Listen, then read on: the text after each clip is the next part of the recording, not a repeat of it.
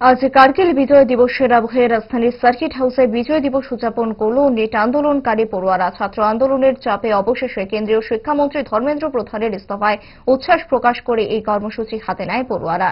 Net কাণ্ডে আত্মঘাতী হওয়া পড়ুয়াদের প্রতি শোক প্রকাশ করে মোমবাতি জ্বালায় তারা।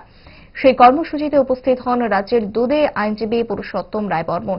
ছাত্র আন্দোলনের সফলতায় উচ্ছ্বসিত হয়ে তাদের প্রতি নৈতিক সমর্থন প্রকাশ করেছেন আইনজীবী পুরুষোত্তম রায় বর্মন।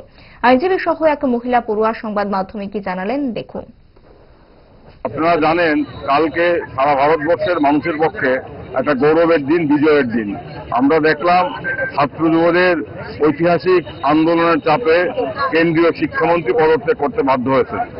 এই পদত্যাগ করার খবরটা পাওয়ার পরই আমি এখানে ছুটে এসেছিলাম, কারণ এখানে আগরতলা শহরে এই গান্ধী মূর্তির সন্নিকটে গত সোমবার থেকে একদল ছাত্রছাত্রী টানা বিক্ষোভ মিছিল করছিল কেন্দ্রীয় শিক্ষামন্ত্রী পদত্যাগের দাবিতে এবং দিল্লির আন্দোলনের প্রতি সংহতি জানিয়ে। এই জয়ে তাদের অবদান আছে। আমি তাদেরকে অভিনন্দন করতে এসেছিলাম এবং আমি বলেছিলাম, we are proud of you. তোমরা আগামী দিনে আমাদের ভবিষ্যৎ, ত্রিপুরার ভবিষ্যৎ। तो एज यू ऑल नो कि 21 स्टूडेंट्स लोगों ने अपनी जान गंवा दी है because of NEET leaks and it's really sad कि बहुत पेरेंट्स लोगों ने अपने बच्चों को खोया है।